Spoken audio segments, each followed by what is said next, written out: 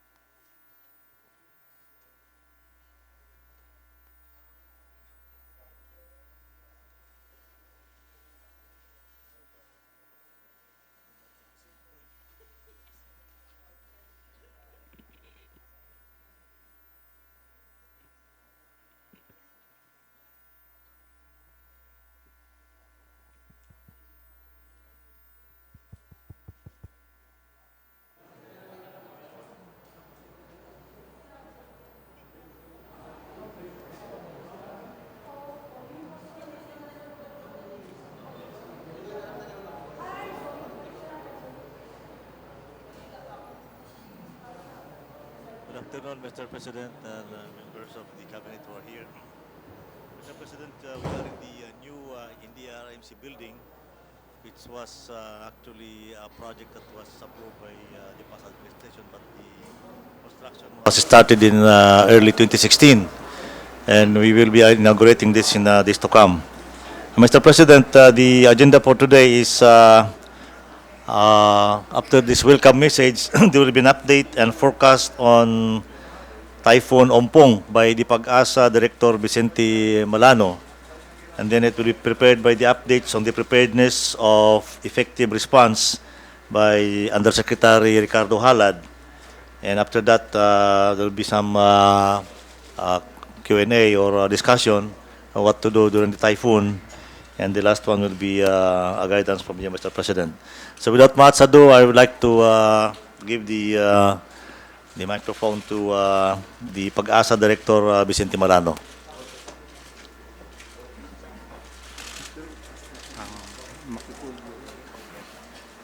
Magandang hapon po sa lahat. Mayong hapon. Magandang hapon, President. Ito po yung ating latest ng update sa bagyong si Ompong na ang international name po ay Mangkot. Itong Mangkot po ay galing po sa contribution po ng Thailand. Ang ibig po sabihin ay mangustin. Pwede pong Ilonggo. Tanong.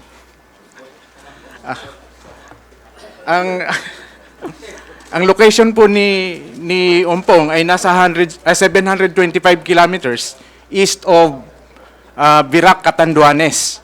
At ang movement po niya ay papunta po sa west. Yung pong nasa makikita po natin sa screen, yung bandang kaliwa, may mga isolines po, ibig sabihin, pareho-parehong pressure yan ng line. Tapos yung nandito sa kanan ay ito po yung satellite po, satellite picture, na kuha po ng himawari ng Japan na mayroon po tayong receiving facilities. Kung makikita po natin dito sa may kanan, mayroon siyang itim na nasa gitna. Ang ibig pong sabihin nun, andun po yung eye ng bagyo. Yun yung sa wall ng eye, ito po yung pinakamalakas na hangin. At ang hangin po na mararanasan po dyan sa wall ng eye ay nasa 205 kilometers per hour yung sustained winds. At umaabot po ng bugso or ibig sabihin yung gustiness na 255 kilometers per hour. atin pong ikukumpara to sa mga nakaraang bagyo, nung panahon nung 2015, mayroon po tayong lawin na halos dito po din sa lugar na to, tumatahak yung bagyo na yon. At marami pong napinsala nung panahon na yon. At ang kaakibat po na mga hazard na dala-dala po nitong bagyong si Ompong ay pwede pong malakas na hangin at pwede po siya mag-generate ng storm surge, lalong-lalo na po dito sa may northern coastal areas ng Cagayan. Pwede din po dito sa may Ilocos, lalong-lalo na po dito sa may Ilocos Sur dahil yung bagyo na to ay kung dito naman sa east, pwede siyang mag-generate ng storm surge pero maninegate po niya yung kanyang effect ng storm surge dahil po mayroong cliff. So kung cliff po siya, hindi po, sabi ko nga, maninegate yung epekto ng storm surge dahil nga mataas yung elevation doon sa lugar na yun. At ganun pa man, may mga nararanasan na po may experience po na tayo in the past na nagkakaroon po ng storm surge na ganitong klaseng lakas ng hangin. At meron po kang kopya po dito na noong panahon nung si Igme noong 2004 at ang kaniyang sustained winds ay umabot din po ng 230 kilometers per hour at ang na-generate po niyang mga storm surges ay doon po sa, sabi ko kanina, doon sa northern coastal areas ng Cagayan from Sanseswira papunta po dito sa may Santa Ana. Doon, halos po lahat po ng coastal areas doon sa northern portion ay nagkakaroon po ng storm surge. At ang pinakamataas na recorded po nung panahon ni Igme ay umabot po siya ng 5 meters ang height. Ito po yung babalikan po natin ito no. Ito pong pinakahuling may blue dito sa bandang kanan, ito po yung alas 8 ng umaga. 1, 2, 3, 4, 5, 6. Yung pang-anim, magmula dito sa kanan, ito po yung initial na position kaninang alas 8. So, yung unang bilog na may pula ay 24 hour after from 8 a.m. kanina. Ibig sabihin, bukas po ng umaga yan, ng alas 8. 24-hour forecast, mayroong 48, then mayroong 72, tapos ito sunod, pang-4 na araw, pang-5 araw yung pinakahuli natin nagagawa na forecast. Babalikan po natin yung sinasabi ko kanina, pwede siyang mag-generate ng 5 meters na height na storm surge. So kung ang iyong lugar po, ang elevation nyo po ay mababa sa 5 meters from the mean sea level, ay delikado po yung lugar na yan. So kung 5 to 6 nga, tapos kung 6 meters, dahil po mayroong sinasabi na momentum, pwede din pong maapektuhan pa kahit na 6 meters yung iyong elevation o lugar ng bahay niyo po. Next slide. So kaninang alas 11 po, nagpalabas na po tayo ng signal number 1 dito po sa mga lugar na ito. Ang ibig pong sabihin ng signal number 1, meron pa tayong lead time na 36 hours bago po natin mararanasan yung hangin na umaabot ng 30 to 60 kilometers per hour. So yung mga lugar na to, ito yung mga Batanes, Cagayan including Babuyan Group of Islands, tapos ito pong Apayao, Abra, Kalinga, Ifugao, Isabela, Quirino, Nueva Vizcaya, Aurora, Nueva Ecija, Bulacan, Rizal, Laguna, Quezon including Polillo Islands, Camarines Norte, Camarines Sur, Catanduanes, Albay, Sorsogon, Northern Samar, Burias, Ticao Island. Ang susunod po na bulletin na ilalabas po natin ay in the next, sa mga alas 5, mayroon tayong piniprepare mga alas 5 po, ilalabas po natin na alas 5. Ito po yung rainfall prediction po natin. In 24 hours po, magmula kahapon ng umaga hanggang ngayon, magmula kaninang umaga ng alas 2 hanggang bukas ng alas 2 din po ng umaga, light rains pa rin po, very light rains pa rin po ating mararanasan sa buong kapuluan. Sa bukas po hanggang the third day, tama ba? ay mayroon na po tayong makikita dito sa may pangalawang frame na sa gitna. Yung kulay pula po ay 180 to 360 millimeters. Ang ibig pong sabihin yan ay heavy po yan. Heavy rainfall po yan. Dito po sa may bandang Isabela at doon po sa may Cagayan area. Mayroon din po dito sa may Ilocos region na ang kanya pong rainfall ay 60 to 180. Ang ibig pong sabihin ay moderate rainfall. Doon po sa Sabado po, mayroong lumalaki na po yung malalakas na ulan na ating mararanasan, lalong-lalo na po dito sa may northern portion ng Luzon. Next slide, please. So, dito po sa areas with highest rainfall, may makikita po tayo. Ito nga sa first day ng ating prediction. Ito po ay generated ng ating tinatawag na numerical model. Yung GSM po ay pinapatakbo po ng Japan yan. Yung WRF, tayo po ay nagpapatakbo. At ina-update po natin ito every 6 hours yung ating pagpipredict using this numerical model. At doon sa pangalawang araw, bukas po, maabot ng 108.3 millimeters in 24 hours. Magmula po ng bukas ng umaga hanggang, ngayong umaga hanggang bukas po ng umaga. At sa Saturday po, kung titingnan po natin dito sa Baguio, 550 millimeters. At hindi ito sinasabihin natin na uncommon dahil nung 2001 at 2015, mayroon po tayong na-record dyan sa Baguio na umabot ng 1,000 millimeters in a day. At sinundan po yan noong 2015 na umabot ng 950 in a day. At nagkaroon po ng landslide po sa maraming lugar dito sa Cordillera areas. Next. Yung sinasabi nating daluyong sa Tagalog o storm surge, mayroon tayong sinasabi ko kanina, may mga areas na prone to storm surge. Yung sinasabi natin kanina, northern coastal areas ng Cagayan at dito po sa may Ilocos, lalong-lalo na dito sa may Ilocos Sur. At doon din po sa may Isabela area. At sabi ko nga, ang bentahe kung tatawagin natin ay maganda ang magiging ibig sabihin maninegate nga yung epekto ng storm surge dahil nga doon sa clip yung lalo na dito sa may Isabela area at sa may northern Ilocos. At ang nakikita po natin ang talagang maapektuhan ng storm surge po dito ay yung northern coastal areas ng Cagayan at yung Ilocos Sur. Kasiguran po ay sa may Baler po medyo malayo-layo na po 'yon. Sa Aurora, mayroon pong lugar din na pwedeng maapektuhan. At yung mga isla po doon sa may norte, kasama na yung Calayan. Ang Batanes, ang ating nakikita po dyan ay masyado din pong mataas yung elevation ng mga near coastal areas. Next slide, please.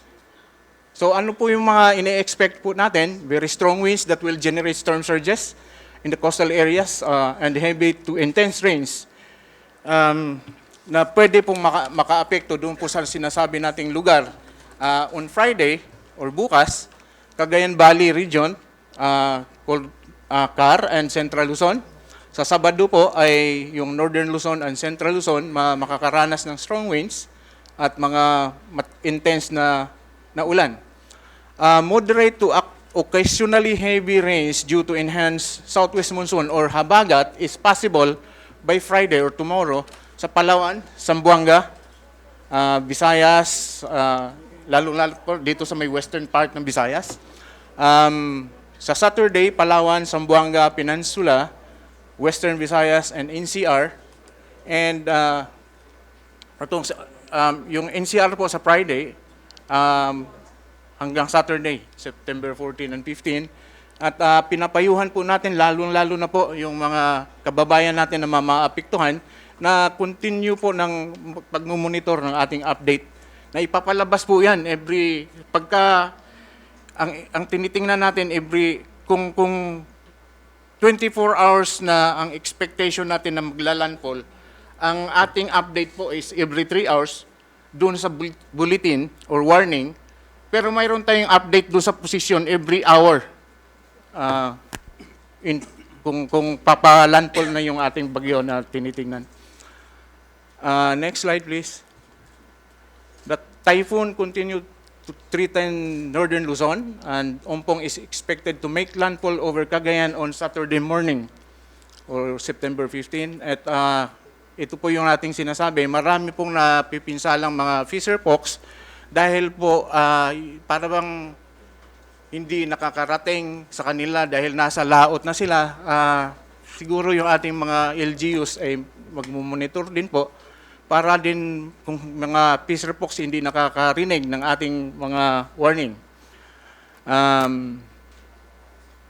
They are advised not to venture out over the seaboards of areas under may karoon na ng warning signal. Yun lang po, at mayroon pang sa dam, mayroon pa. Next slide. So mayroon po tayong mga dams na atin pong minomonitor with the operators of these dams. Mayroong Ambuklaw Dam dito sa kanan po. Yung nandun po yun yung pinapakita natin yung track ng Typhoon Umpong. Binga, San Roque. Yung Ambuklaw po, pag napuno po yan, pag nag-release po yan, papunta po ng Binga at sinasalo din po yung Binga ng San Roque. Ang tinitingnan po natin ditong mapupuno na ay itong Magat dahil malaki po yung sinasabi nating watershed at maliit lang po yung dam na hindi po siya nakaka-contain ng malaking volume ng tubig. Ang kailangan lang po niya ngayon, sa ngayon, ay 10 millimeters na lang. At aabutin na niya yung height na 190. So, ang isa pang tinitingnan po natin, yung Pantabangan. Historically po, yung Pantabangan, isang beses lang po yan nag-release ng tubig. Isang beses lang po yan napuno. Pero dito po ay makikita natin 229 millimeters na lang yung ulan na kailangan. At kung makikita natin yung forecast, 7, 22, 59, kung ito total natin, kunti na lang yung kulang para mapuno. So, para bang nakikita natin na parang pangalawa in history na magre-release during this year siguro itong Pantabangan. Yung Angat ay nasa 206 at ang kanyang spilling level is 210. Kulang pa siya po ng 3.12 meters. Yung Angat naman ay nagbibigay po ng tubig yan sa Ipot tsaka eventually doon sa Lamesa Dam. Ang mga river basins mo likely to be affected with this passage of Typhoon Umpong ay yung Abulog. Ito po yung nasa northern part ng Cagayan, ay nasa northern part ng Luzon na nagdi-discharge po doon sa Abulog. Yung Abra po ay nagdi-discharge po ito dito sa may Ilocos.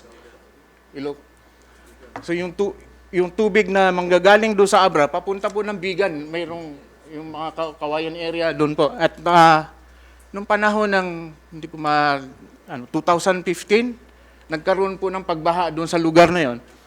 At dahil din po doon sa continuous rains due to habagat, ang Cagayan River Basin, Pampanga, Agno, and Pasig Marikina.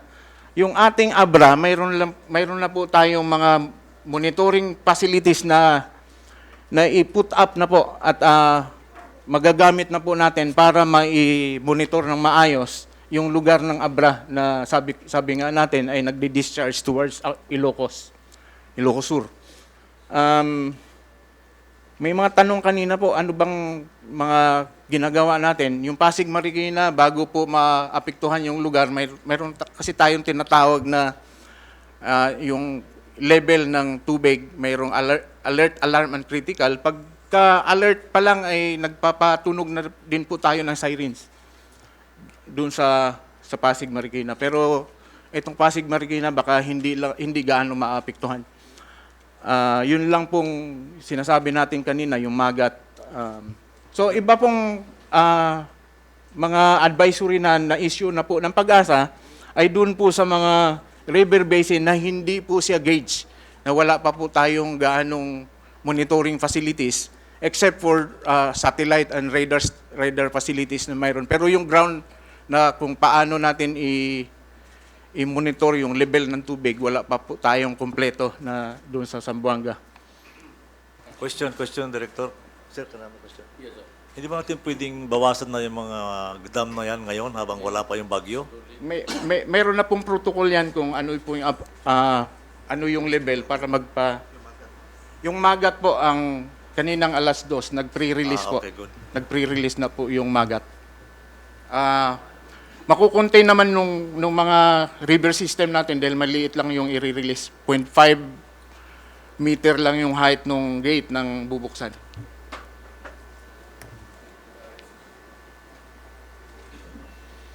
Next slide, please.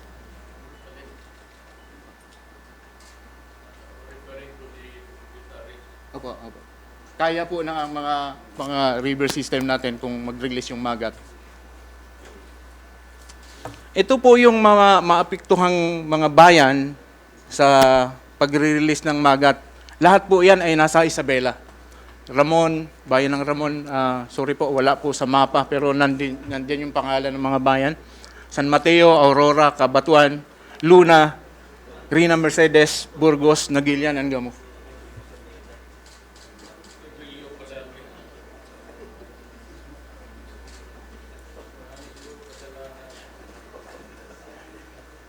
Next slide, please. Yun lang po at maraming salamat po. Thank you very much, Director. Now, sir, we have to listen to to Yusek Halad for the updates on the preparedness for effective response. Rick? Yes, sir. Our beloved President, members of the Cabinet, members of the National Disaster Risk Reduction Management Council, ladies and gentlemen, good afternoon. I will now present the updates on the NDRRMC plan for effective response. The next slide, please. The situation overview was already given by Pag-asa. And what I will present is our analysis on the affected population and the cluster preparedness, or the NDRMC cluster preparedness measures. Next slide. Next slide. So based on the forecast of Pag-asa, this is our exposure analysis from the within the 125-kilometer radius of the center of the typhoon, which is the corridor wherein the typhoon is most destructive. There is a total of 4.3 million individuals that are exposed. These are in the provinces of Cagayan, Isabela in Region 2 with the highest number, followed by Ilocos Norte and Ilocos Sur in Region 1, and Abra, Kalinga, Apayao, Mountain Province, and Ifugao in Cordillera. Of this number, 824,000 individuals belong to the poor families. And within this corridor, sir, about 47,800 houses are made of light walls, are houses with light walls and roof. And most of the evacuees will be housed in 1,742 evacuation centers in this corridor. We can also use primary schools numbering about 3,079 schools.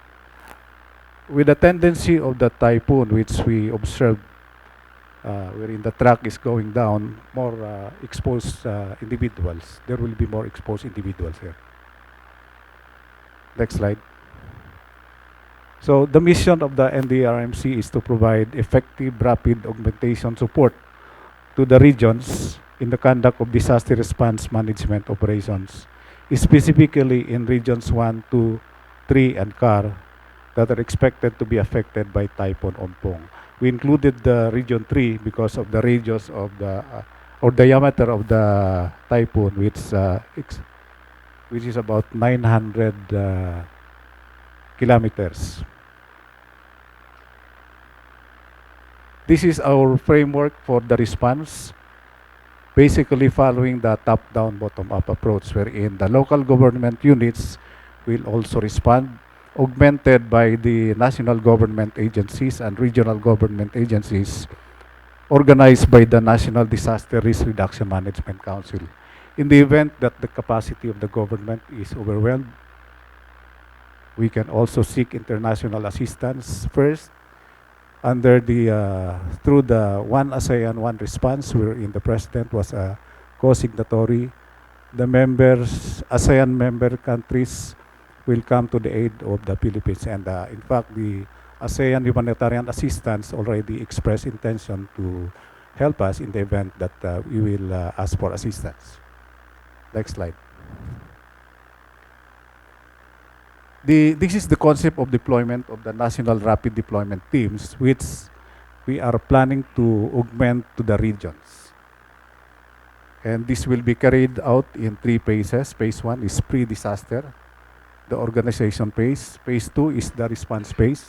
And phase 3, the early recovery phase. We identified 6 staging areas. Right now, we occupied staging area 1 in Clark and staging area 6 in Batanes. Staging area 1 in Clark will be the initial position of the most of our rapid deployment teams, and they will likely be deployed in staging areas 2, 3, 4, and 5 as the need arises. In staging area 6, there currently is a quick response team of the DSWD with backup communication equipment led by Director Rudy Encabo of DSWD. Next slide. Following are the cluster preparedness measures of the NDRMC.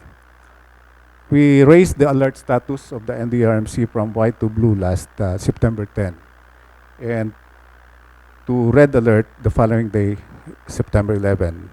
And we conducted series of meetings starting last Monday to assess the effects of Typhoon Mangkut, which is now known as Typhoon Ompong, and plan out our response.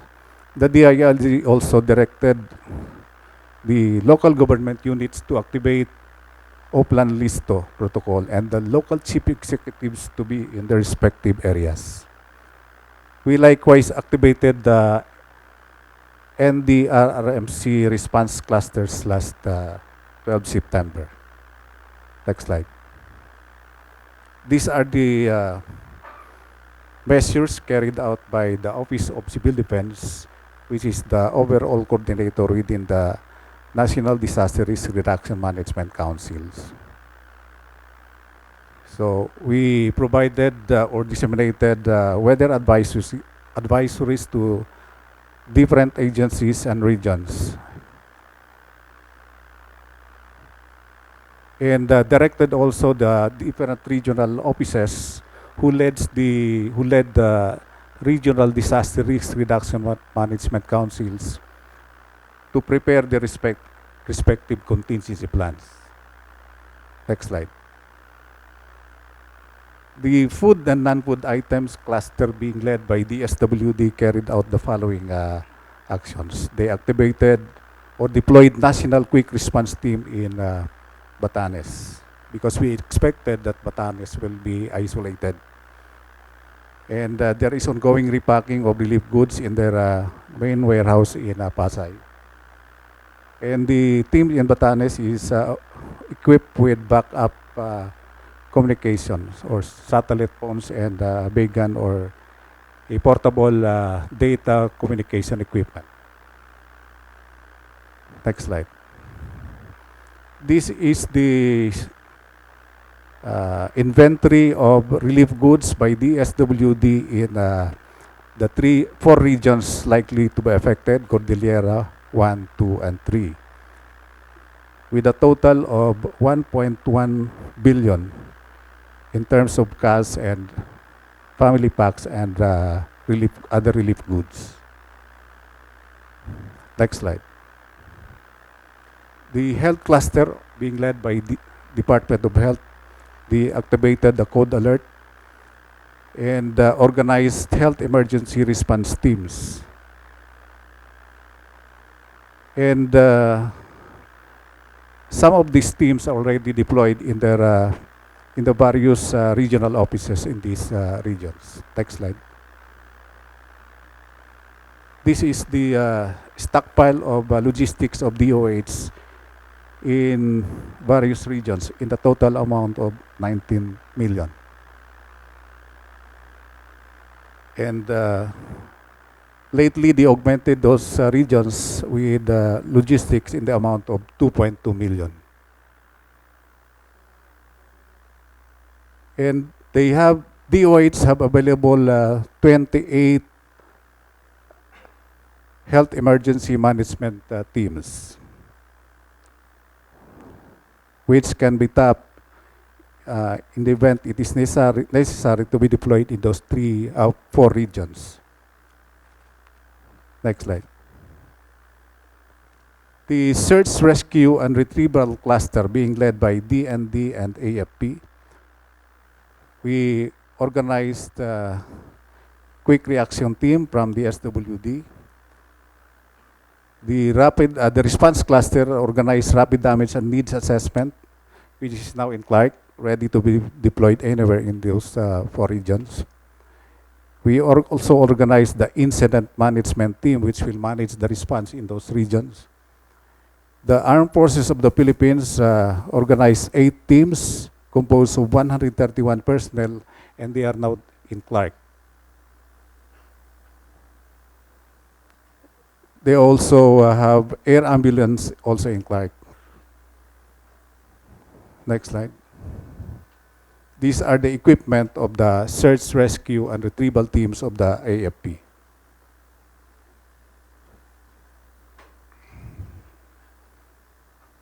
Likewise, the Philippine Coast Guard has on-call 18 teams.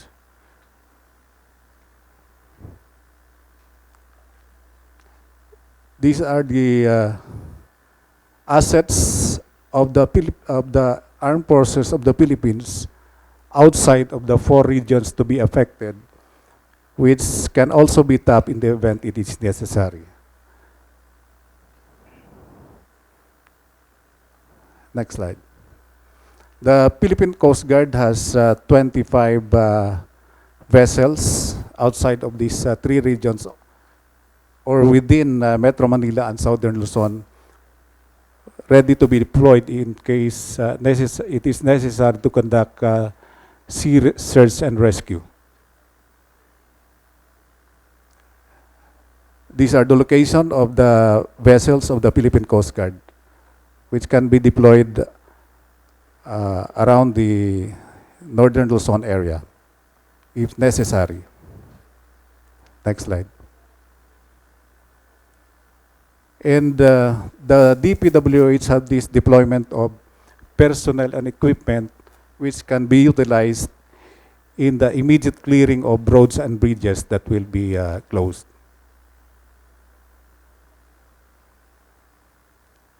We also organized emergency telecoms team to provide flow of information from the affected regions utilizing backup communication equipment. These are coming from the Office of Civil Defense, PNP, and DICT. Next slide. The Department of Education reported this status, 11 affected regions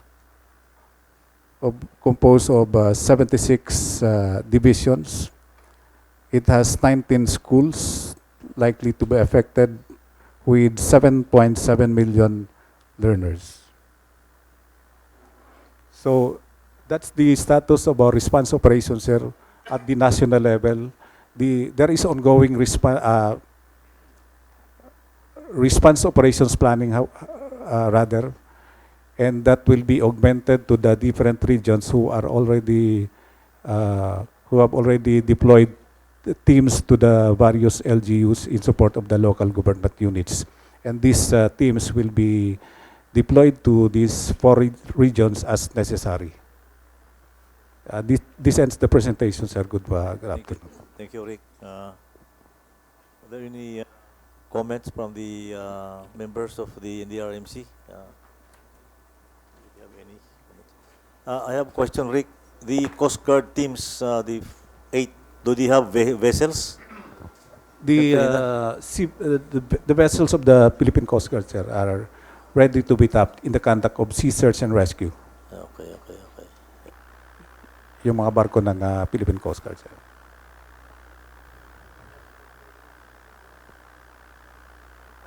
What was not presented is the readiness on the energy energy response. We have already activated our task force on energy resiliency.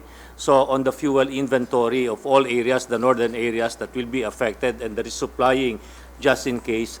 And line restoration, we have already prepared that. Maybe it just not failed to reach you.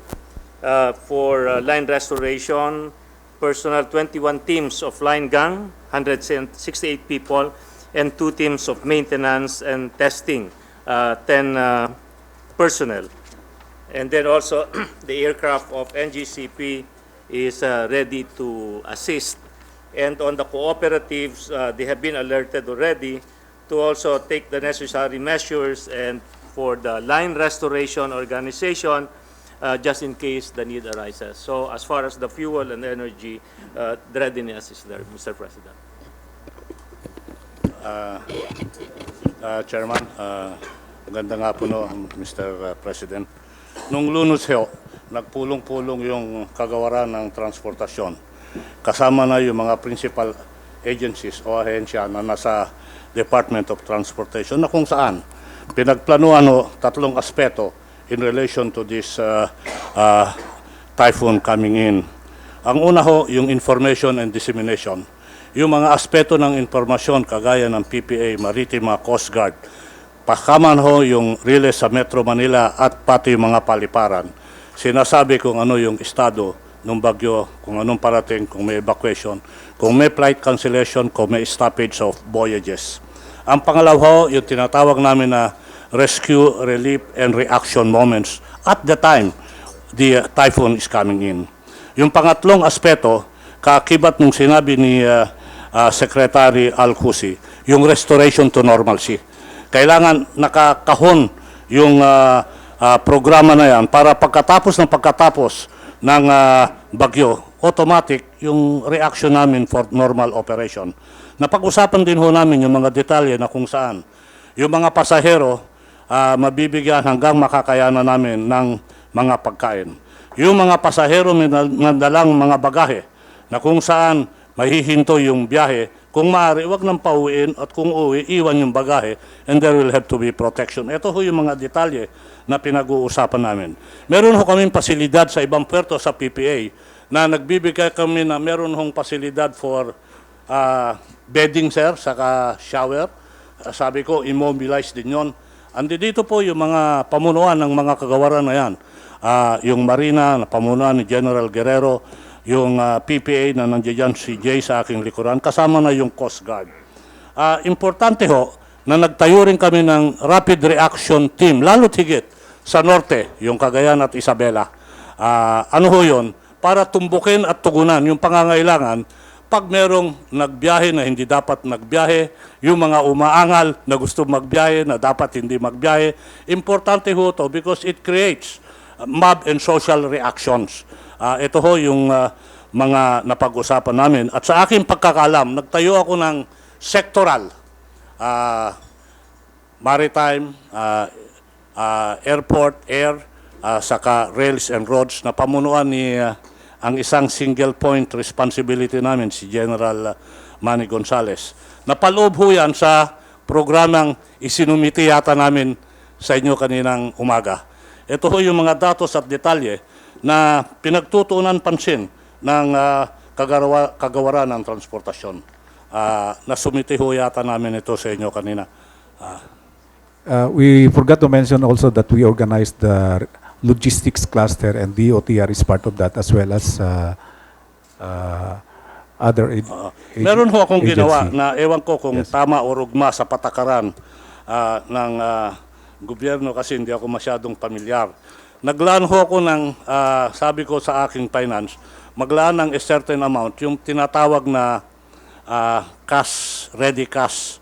Kasi ho, Sabado at Linggo yan, hindi ready, available yan. Pero subject to standard liquidations at certain point. Isipin ho natin na Sabado at Linggo yan, hindi natin alam kung gaano katindi yung pangangailangan dyan, kaya nagpalaan ako ng ready cash for easy access, but subject to the requirements of liquidations. Mr. Chairman, Mr. President. Sir, can I report on the projected effect of Typhoon Ompong on agriculture? We have made projections, Mr. President, based on the data gathered from Pag-asa. And Typhoon Ompong is expected to affect a total of 1,220,000 hectares of rice and corn alone. On a moderate basis, rice will suffer losses amounting to about 3.6 billion pesos. Billion. Worst case scenario, Mr. President, 7.9 billion. Translated to volume of palay, moderate damage would be 74,000 metric tons. For rice, worst case scenario, 176,000 metric tons. For corn, moderate scenario, our estimated damage is 2.7 billion pesos. Our worst case scenario is 3.1 billion pesos. That's for rice and corn, Mr. President. But in spite of this, Mr. President, we are projecting that on a moderate scenario, at the end of the year, even with what will happen, we will still have about 96 days of supply of rice. Worst case scenario, ending stocks December 31, we will still have 85 days. We're expecting actually, Mr. President, this year to have a record harvest again of 19.4 million metric tons for paddy rice. But if we will be hit hard, that will be reduced by about 600,000 metric tons or 18.8 million metric tons. We have already prepared everything, Mr. President. We have made preparations. We have been monitoring, sir, the progress of the typhoon, thanks to the help of Pag-asa. We have our own disaster monitoring. We have activated our DADRRM Operation Center. We have advised farmers to harvest their crops that are already matured and fishermen not to fish. We have already positioned our seeds and planting materials and other farm inputs. We are now pulling all of our machineries and equipment, and we are positioning our hauling trucks for animal evacuation. Thank you, Mr. President.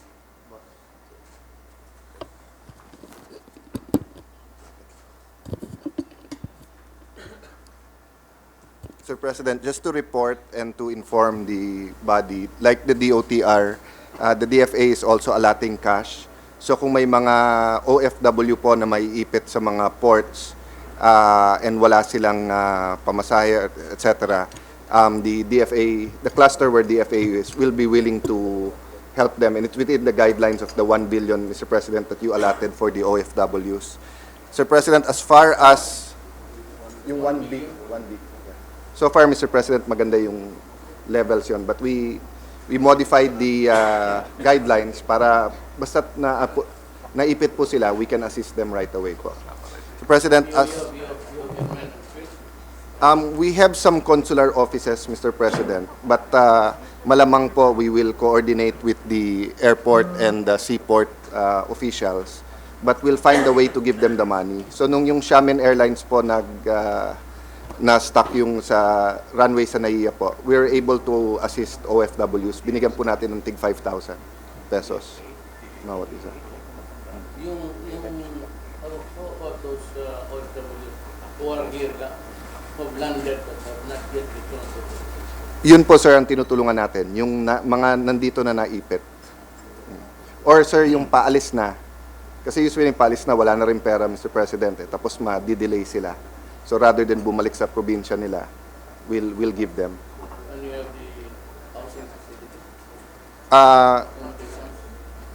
Sa Metro Manila po, si Dole po ang tumutulong. Pero pag outside, Mr. President, cash na lang binibigay natin. Sila na ang Say, Bebo, what's the housing In place na lahat yan, Mr. President. Basta may mga ganitong emergency situation, the DOLE is in place with the 3 airports. Unang-una, yung Emergency Employment Program. Pangalawa, yung financial and other assistance to the OFW.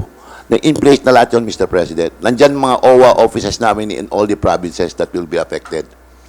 Yun naman tungkol sa mga emergency employment. But this was clearly illustrated during the case of Lawin, Marawi, and Boracay, including yung Mayon volcano eruption. Ang unang dumating dyan ay ang DOLE through its OWA efforts, Mr. President. Kaya dito sa Region 2, 1, CAR, including Central Luzon, naka-in place na po yung aming OWA offices dyan. Kailangan lang namin ng konting tulong ng pinansa galing sa DFA, Mr. President. well coordinated kami, Mr. President. Then, one last, Mr. President, all systems and protocol for international humanitarian assistance have been put in place. The cluster which the DFA heads has been activated. If and when the determination is made that we are in need of international assistance, we shall make the call for assistance. The registry which we will use, Mr. President, will match the needs of the localities with the desired donation of the international community. The cluster will meet tomorrow. In case the President,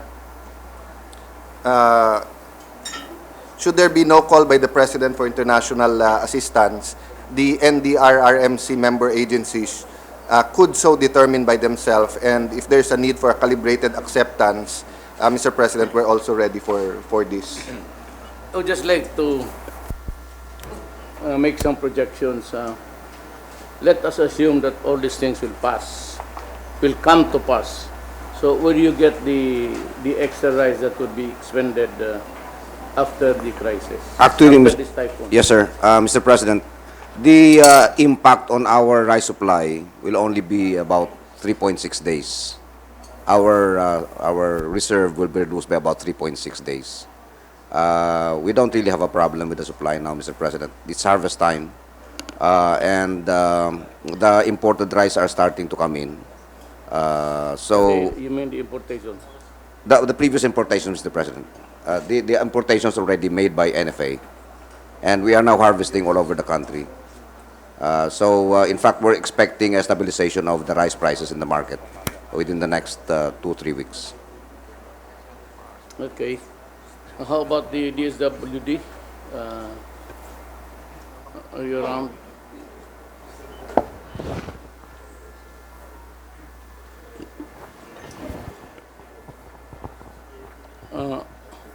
Hi, good afternoon, President. Yes, we'd like to hear from you what you have as planned so far.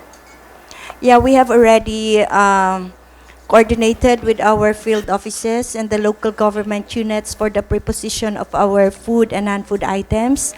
Actually, we have already around 400,000 family food packs standby all over the country, but specifically for Batanes, we had already sent our team, advanced team, led by the director of our disaster, Director Rudy Incabo, to assist the local government unit of Batanes. So far, we have already procured with the NFA 88,000 bags of rice for augmentation, and we have already sent 5,000 family food packs to Region 2 for the augmentation of the typhoon. Let me ask you this question, everybody. Are you in constant communications with everyone? I mean, do you make periodic reports to somebody aside from the India.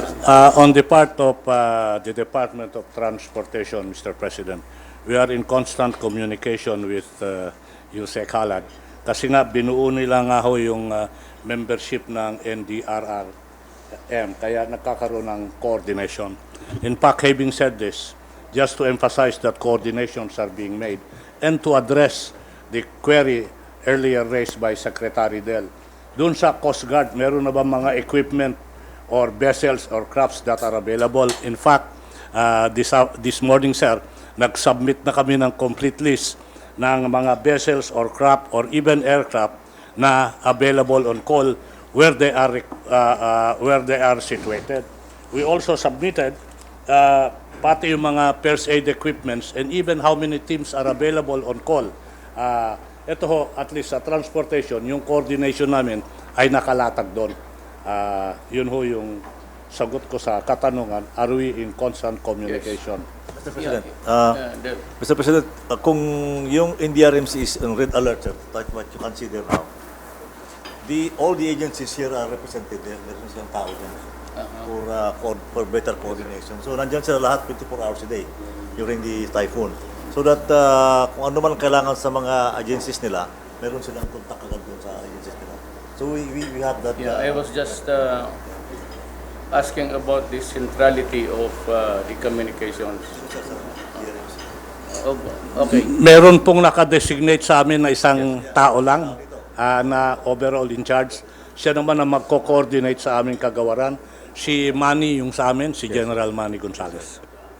And may I ask Attorney Tolentino, si Francis, just to be my conduit. I may be around somewhere, I may decide to go out, I really do not know.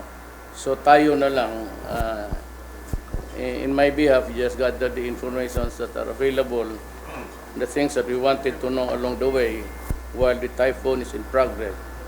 Dito, ikaw na lang ang conduit ko sa kanila. Para isa lang, then I can have the whole gamut of information galing. So, ganun lang ang representing the office of the President. Kasi wala ako, cut off ako kasi I have not made any calls actually, historically. I have not made any telephone or phone call to you until now. So kaya ikaw na lang. Yes. Mr. President, Mr. Chairman, one question lang po sa NDRRMC.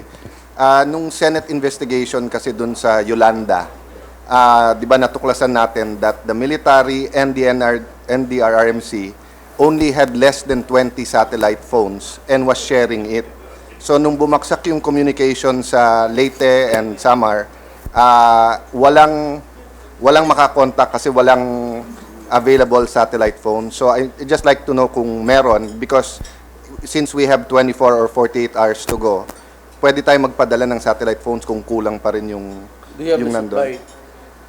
Mr. President, readily available naman. But actually, after Yolanda, we are supposed to have purchased more sa lahat ng government agencies. That's why I just want to ask, meron na ba ang... Are these equipments with somebody, with the agency?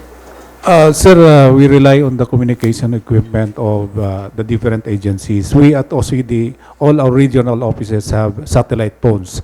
They also have portable data communication via satellite. So our operation center is connected to the different regional offices of the OCD, which houses the operation center of the Regional Disaster Risk Reduction Management Council. In the event the telco is down, we have backup data communication via satellite. But we cannot say so, our connectivity with the LGUs, because they are supposed to procure their own satellite phones. But some of the LGUs have their own backup communication in the form of radio, HF radio. And they can connect with the AFP if their radios are compatible with the PNP.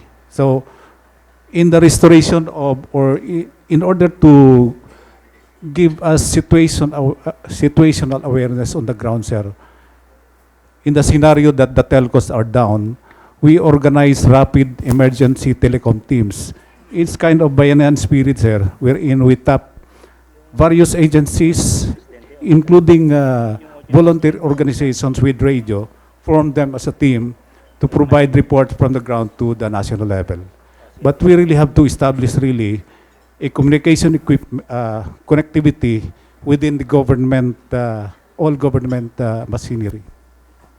Mr. President, just on that point, just to share, kasi yung finding ng committee nun, number one, since nga cellphones are kalat na, very minimal people have radio and satellite phones. So nung nawala yung telco, talagang silence, pati sa Facebook. No? Number two, dun sa meron, they did not have backup batteries. So even if they had satellite phones, after 24 hours, Mr. President, hindi na nila ma-recharge. No? Thirdly, yung Facebook became very important in locating relatives. So not only the signal but the internet connections. So, but I think, Mr. President, this has been dealt with naman by the NDRRMC after Yolanda. But just to reiterate it, just sakali po yun ang mawala. In addition, Mr. President, we also tap the telcos. They have various equipment which we call portable cell sites and cell site on wheels. And actually, we made them participate in our meetings here. I don't know if they're here, but we usually make use of them so that we are connected to select areas.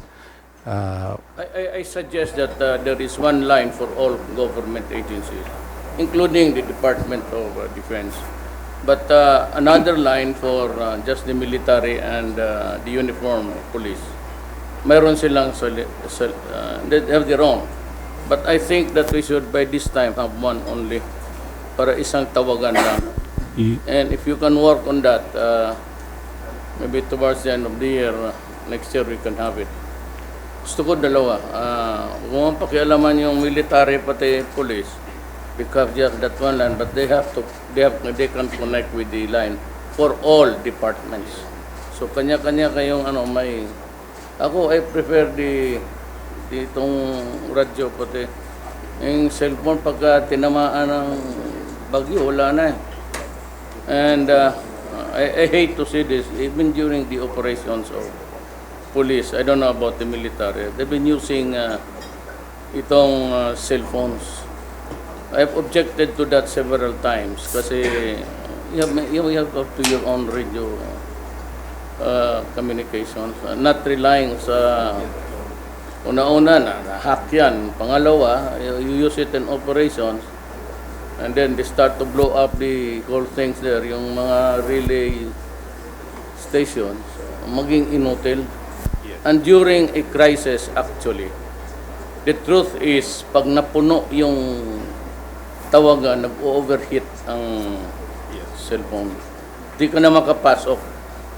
So, it's well nigh impossible really to be, to say connectivity when there will be gaps somewhere, interruptions.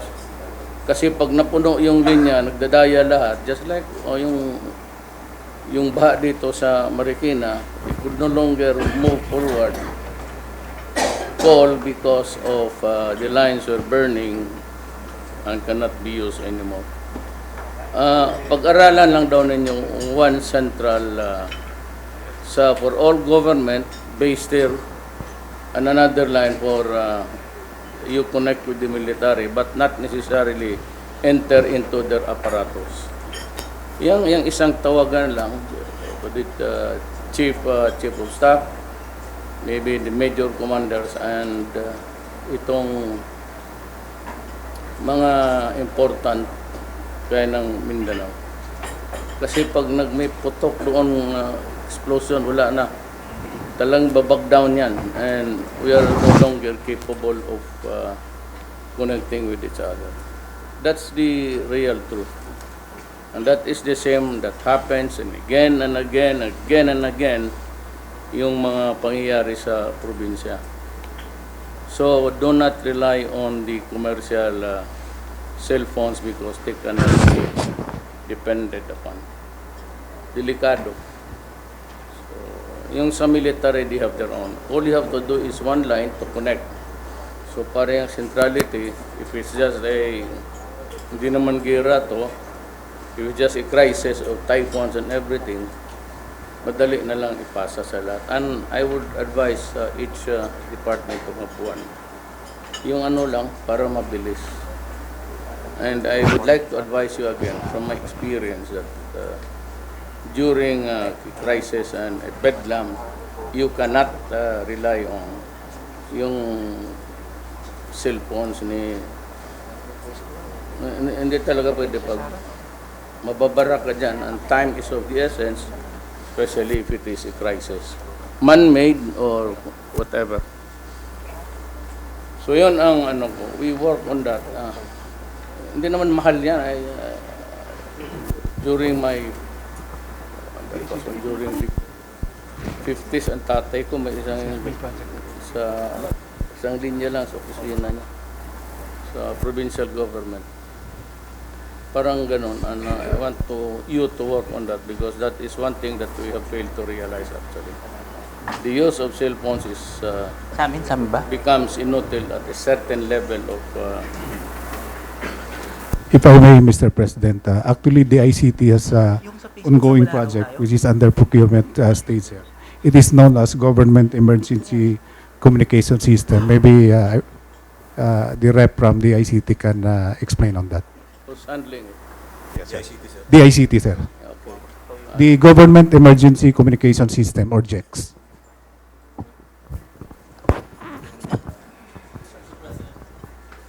Yes, We have Sandali lang ha. Thank you. Yes, sir. Yeah, we have ordered the BOC, the Bureau of Customs, to release to the DSWD all of their seized food items, including rice, for the emergency purposes. Casey, nasabihan mo na. Yeah, sabihin. Sid. Oh yeah, and that's really our practice. As soon as we seize it, we release it to the DSWD. So they will be getting not only the rice, but if we have seized any smuggled canned goods, we will give it to them. John Sumato, you were raising your hand, sir. You want to say something? Yes, at the strength, the strength of the typhoon is really very strong for it seems that the Northern Luzon and Cagayan will be isolated for quite some time, even weeks probably, because the road going there might be closed for several weeks. The Sabela Road and the Locos Road might be closed of landslide and flooding. The rain really is very grabe yung rain na darating, so flooding and landslide po ito. So it means that yung plano yata dito ay daanan sa Isabela, hindi na makakadaan yan. Yung sinabi kanina from Clark going to the north, ano na yan, close na yan. Probably several days or weeks, close po ito.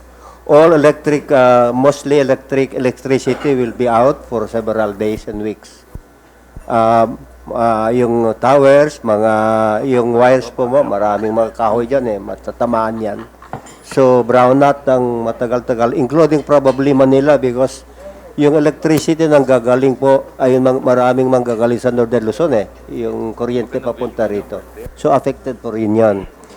Now, itong the next option na mangyayari will be yung kung ma-preposition naman yata yung ating mga supplies at saka foodstuff. Naka-preposition naman yata na ito. Kailangan talaga maka-preposition doon kasi yung by boat naman, by ship naman, kung malakas pa rin ng dito sa Northern Luzon sa kaliwa, ay hindi talaga pwede makadaan yung boat natin dyan, mga ship pa. So, by plane naman ito, pag medyo kumalma na. There will be two airports na mangyayari, Ilocos doon sa Lawag, and Tuguegarao, at saka yung sa may Kawayan, Isabela. Ito yung pupunta lang sa aeroplano. And we have to make available our C-130s. Ito talaga, the only way na tayo will be C-130s. So we have to maximize yung C-130s talaga. And of course, mga Ilocano naman, sanay na rin ito sa mga isolated Pero hindi makakatagal rin yan, sir. Siguro mga 3 days, 4 days, meron pa naman sila mga dyan. But kung abutin ng mga 10 days or more na isolated sila, medyo magwo-worry, sir, tayo doon.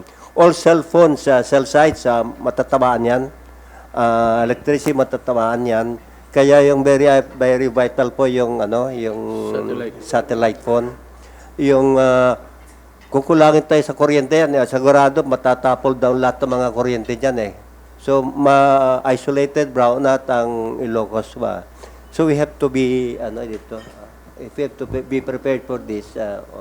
Yung naman, yung DNR participation naman natin sa DNR dito is yung pag matatapol down yung mga kahoy, barado yung kalsada. So we have alerted our mga DNR personnel kasi every province meron akong DNR personnel po So yung tutulong sila sa pagputol ng kahoy yung mga natumba po sa kalsada. Kasi doon nangyari doon sa noon sa Yolanda hindi makadaan yung mga sasakyan kasi hindi makadaan sa dahil sa naputol na mga kahoy.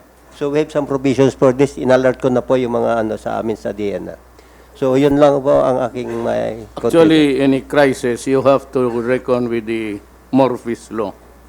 We have the estimates and we have the projections and the reckonings and all. But we would not, it ain't there until it is there. So, pagka ganon, anything can go wrong outside of the projection or sudden shift of that idiot, that typhoon crawling towards North Luzon. So the best way to proposition, the most accurate way of finding out ano talaga ang nangyari is for Tugade, who comes from Cagayan, and Bello comes from Isabela, to go home there now and watch their own province. How Mr. is that? President, I was talking to Secretary Tolentino. I said, I think the President should designate at least 6 cabinet members to be in these areas of possible calamity, Mr. President. Para may mukha kayo doon sa areas na yon. Your presence must be felt there, Mr. President, through your cabinet members. Hindi na kailangan ko. So, hindi lang kami, Mr. President. In succession, ay total yung trabaho naman niyo really germane or very intimately connected with the wherewithals ng typhoon. You could go there to your province. You will be at home there, Isabela. Art, you have never been to Cagayan ever since, matagal na. No, sigurado ang roads will be clogged as Mark and of course Yes, sir. In fact, sir, nakaschedule na ako sa Tuesday next week. puta na tao mo sa Ilonggo nga. Tapos na yun. Hindi mo pa luma Mr. President. Ilonggo prepared na ana. Dili sa karon, sir, kay basta mahagsag ang helicopter. Then maybe Roy and General Halad. General si Mato, General Halad. Mayroon ka naman dito. So long as pagkatapos ng bagyo, huwag naman pumunta ng bagyo. After, tapos you have to be there because I said there's so many things. Anything can go wrong as it will go wrong. Not to our expectations, not within our projections, not included in our forecasts. So, 1, 2, 3, 4, Roy, 5, General Halad also busy. Mr. President. Oh, sa education. Ay, ikaw ma'am, okay ka na. Wala ka na lang. You know, last year I went to Isabela, to Cagigaraw and to Cagayan. I also went to Catanduanes, wherever Pero there taga is. Cebu yan si Mama. Tignan mo kung saan siya umabot. Oo, lahat na, pati Surigao. The love for Siargao. your fellow men. Yes. Mr. President, the Department of Education is responsible for the most vulnerable of possible victims, and these are the learners. And we estimate that about 7 million learners will be affected. So we expect 7.7 million learners to be affected by this set of typhoons. So we are also preparing in terms of monitoring. Perhaps kasi kami up to the level of the school, we have the principals, the division superintendents, lahat, we have initiated a tracking system. We are tracking all of them, and we have instructed them to stay put, especially during the weekend. So we are in constant touch with them. We have 3 personnel who are also on 24-hour duty here, so that whatever happens is immediately transmitted to the different schools. And kung we have buffer stocks sa ating ibang agencies in terms of food, ang aming buffer naman ay ang learning materials, ang mga books kasi nasisira yan, mga computers, Yes, that's etc. I'm worried about. And the use even of the school. Nagpa-preposition rin kami. Oo. Totoo yung ano sa bata. Mga books nila masisira. And we'd also like to reiterate our proposal, Mr. President, na perhaps we can minimize the use of the school buildings as evacuation centers, because the children have to make do with temporary learning shelters, which all, of course, exposes them to greater risk. So we're glad na hindi masyadong marami ngayon na schools gagamitin. Minomonitor namin yan. And we also have already prepared, of course, the funds which might be necessary. Pero yung monitoring is very thorough and comprehensive, because down to the level of the principal, we are in touch with all of them. We are tracking them. We're telling them to not to go off on holidays. Those abroad, they go home so that they keep watch over the respective constituencies. And these are the children which have to be kept safe and healthy, Mr. President. Yes, ma'am. I distinctly remember talking about the situation doon sa Naga. Tayo ni Tony Tolentino that it's about time that we build yung semento temporary shelters that can be used by the people during. Kasi ang ano ko dyan, may misgiving, ang mga bata napuputol for the longer they stay in the school, the longer would be the disturbance of the education of the children. Also It's true, about Mr. time President. that General Halad thinks of this. Yun talagang mga frontliners na lugar, Leyte, Samar, itong Cagayan, Isabela.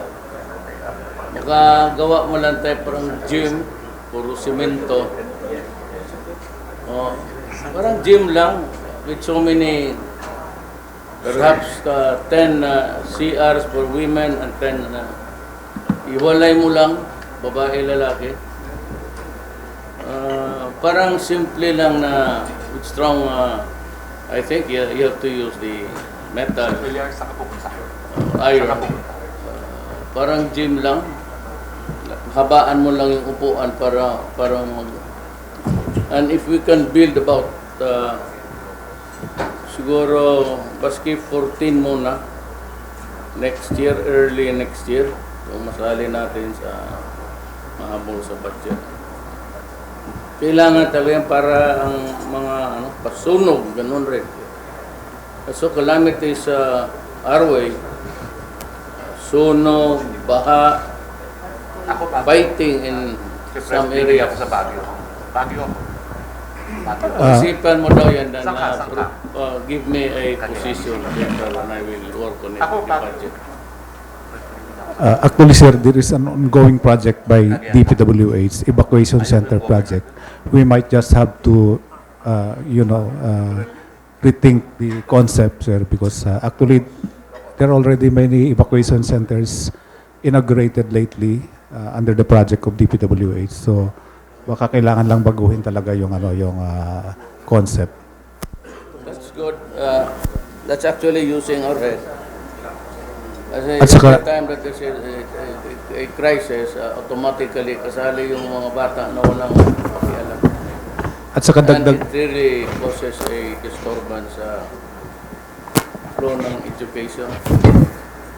at saka siguro dagdagan yung budget, sir, kasi currently ang budget ng DPWH for that is 3 evacuation centers per region. So we might have to rethink that concept. Baka mag-focus tayo doon sa mas vulnerable, hindi yung prorated na 3 per region. So it is agreed that all the Ilocanos would go home. Yes, sir. Kaya magpa-translating din ako. Except Ilonggo. Sir. So to clarify again your earlier instructions, we'll report to you daily. We just want to request that we have OPCON of some agencies, especially the regional directors of health, public works, DSWD, transportation, and DepEd, similar to what we did in Albay. I will set up camp tomorrow in regional office PNP, Tuguegarao. And if the other cabinet members will join me, Secretary Tugade and Secretary Bello, we request that Secretary Lorenzana fly us into Tuguegarao tomorrow morning.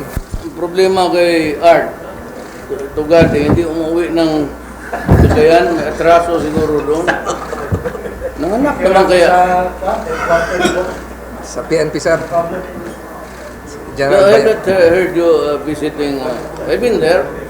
Sabi ko, have you seen your secretary? Sabi niya, hindi daw. You remember this is almost 2 years on the day when we went to Lawin. Yeah.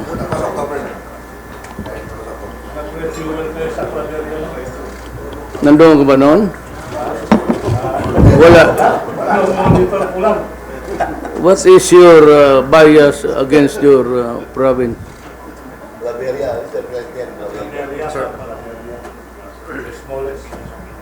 Sir, and we'll just hopefully submit a terminal report on Wednesday, but the rehabilitation phase will not be part of our job description.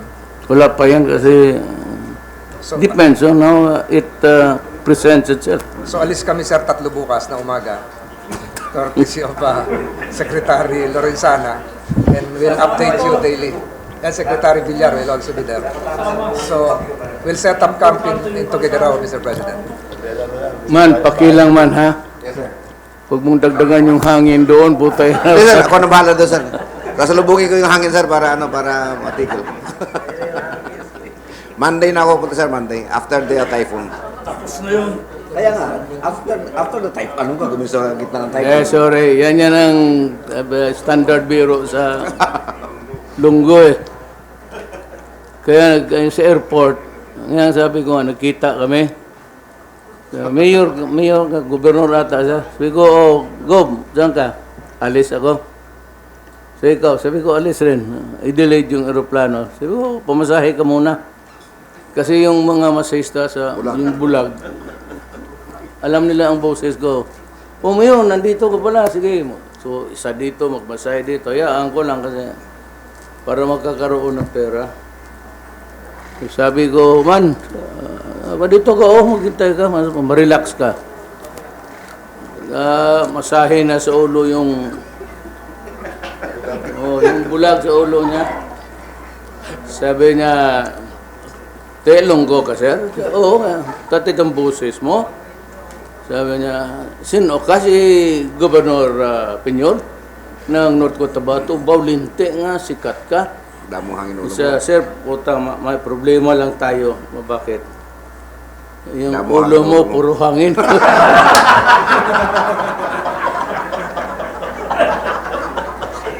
Ang original version yan, sir, Miriam Santiago.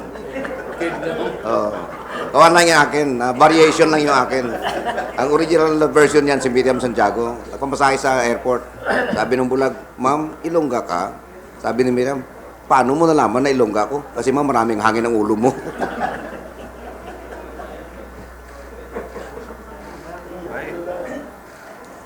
Sir, wala tayong problema sa bigas sa yung concern ni Sec. Roy kanina. Because our rice actually is coming from Isabela. Ito, puno yung mga bodega ngayon. So wala tayong problema sa bigas. Maski magsara yung kalsada. Yes, sir. So, Yung positioning lang ng mga beses, Coast Guard, napansin mo, banda ng Manila lahat. Di ba malayo? Yung mga Coast Guard. Position natin. Yung sa positioning. Positioning natin. Yung safety muna, sir. Ay, sige. Hindi na po malayo.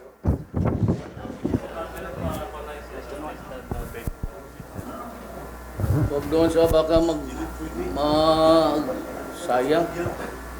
As far as it can be safely. Pero may deployment. Unlike ayaw ko na lang magsalita, but the other, when I was maski rubber boat, wala. Mr. President, FYI lang po, naka-preposition po lahat ng equipments ng DPWH sa mga flood prone kasi binanggit po kanina ni Secretary Simato na of course makakaroon ng landslide and so na-identify na po namin lahat ng areas na prone po sa landslide at sa baha. So naka-preposition po lahat ng assets namin doon.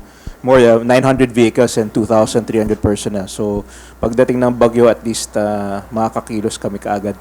At hopefully we'll be able to clear the roads as soon as possible. The last person I'd like to hear is Secretary Duque, Health.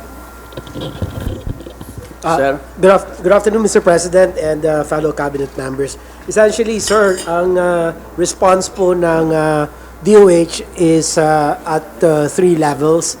Sa central office ho, sa regional offices, and of course, sa ating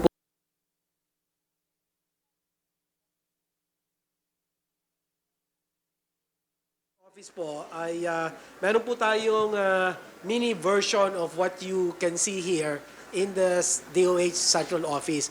Ito po yung 24/7 operation center po natin.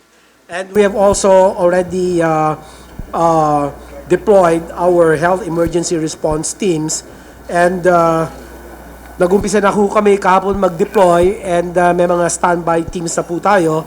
And at the central office level, we have also raised our code white alert. Ibig po sabihin nito, lahat po ng mga human resource for health, mga doktor, nurses, ang ating po mga medtechs, lahat po ay ready. In short notice, we will be able to send them to the various staging points as had been presented by NDR RMC.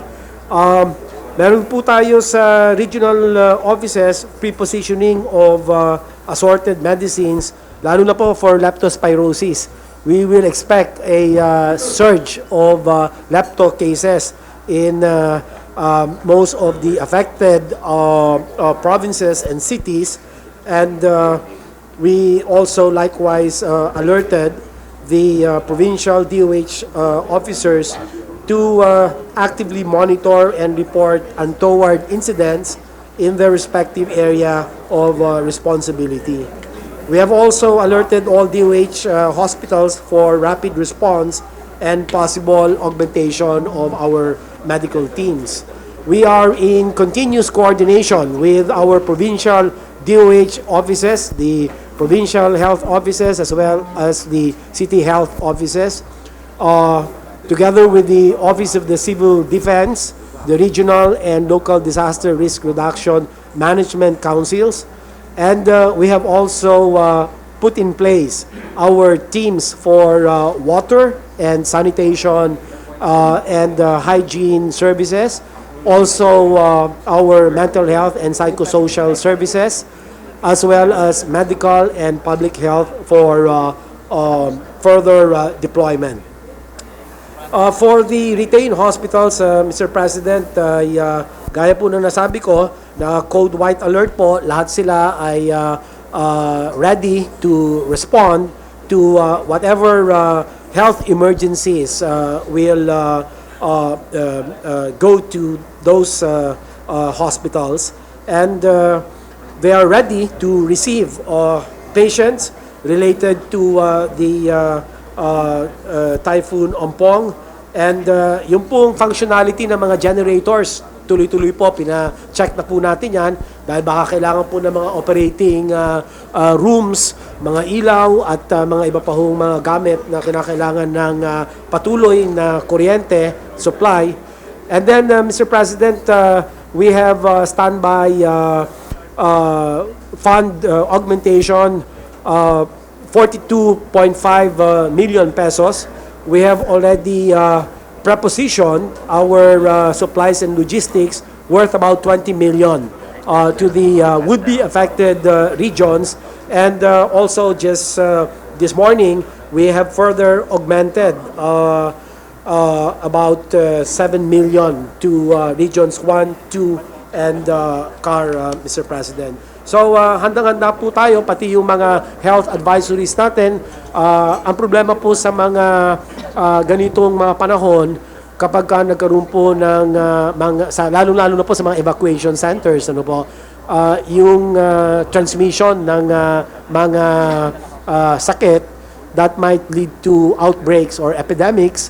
So, we're ready to respond to this by way of medicines, by way of providing potable water. Meron po tayong mga chlorinated chlorine tablets to disinfect water and make them drinkable. And so ito pong mga we're watching out for possible outbreaks not just of leptospirosis but also of typhoid and cholera, hepatitis A, dengue, so lahat po tayo naka-alerto. Handa na po natin tugunan ito pong mga health emergencies na ito. Salamat po, sir. Any other would like to? Yes, Francis. Just one point of clarification. Sa mata po ng ating mga kababayan, tinatanong po lagi, who decides if a dam will be open, the floodgates? I'm referring to Pantabangan, Angat, Bustos, Magat, Ipo, and the other, San Roque. Kasi po walang nag-a-announce. Who decides on the basis of science and who will announce to pinpoint correct responsibility? Technical yan. Kasi minsan po, Mr. President, mga engineers lang yung nagde-decide. Matagal na ho na-release sa Nueva Ecija, tsaka tuyo na ho yung, wala na hong bagyo, tsaka babaha sa Bulacan. Yes, sir. May protocol sa dam release, sir. At saka may coordination din sila with yung nagko-control ng dam, yung Napocor at saka yung NIA. May coordination with Pag-asa. Kasi kumukuha sila ng information from Pag-asa on the rainfall data. Early warning to the communities, meron din, sir. So,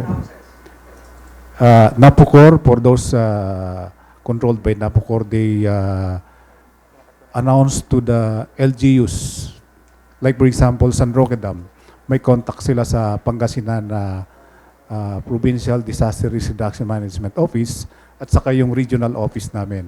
So napag-usapan namin kanina, sir, sa meeting na anticipating yung baka mag-full gate release itong tatlong dam na ito na magkasunod, ang Buklao, Binga at saka San Roque.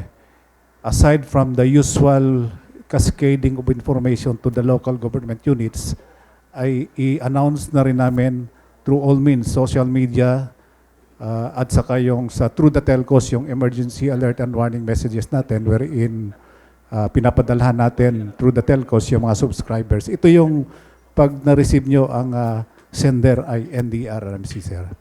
So may lead time naman yung yung pag-release, bago sila mag-release, ay ina-announce muna ng at least 6 hours. Yusek Solidum can... Para isa na lang po yung hihintayin ng through the telcos, mga yes. governor, kayo na po yan. Through the telcos, pero may contact din yung Napocor at sa kaniya doon sa mga local chief executives doon sa area na yun. Ina-announce yun, sir. Ina-announce yun. Well, including sa website, sir. Secretary Roque can keep this keep him posted of the developments from either from the NDR or anybody who can give you the proper guidance or the correct data para hindi magkamali.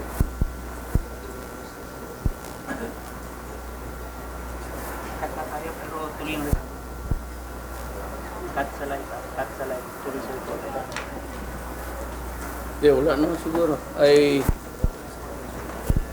May ano, you know, I don't have to technical has been discussed here, and what I can prepared speech ko is really a motherhood statement. We're better off with not being confused with the data given here. So may I just say that Belio and company should prepare their bags now. You might be meeting the Taiwan challenging it halfway your trip. Baka nandoon na sa inyo. Kung wala pa, punta na kayo doon ngayon. Total si Governor Piñol ready. After the Taiwan na. Well, of course, Art and should be there because that's their provinces. Turing naman is bahala ka na kung paano ba makontak. Okay. So, any other? Wala na? Pag wala na, uwi na tayo kasi baka abutan tayo ng kawawa naman si Belio kay Tugade. Kabiyahe.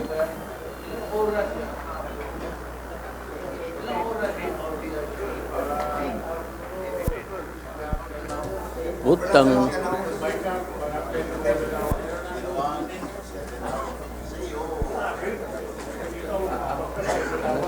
Apa kay kita?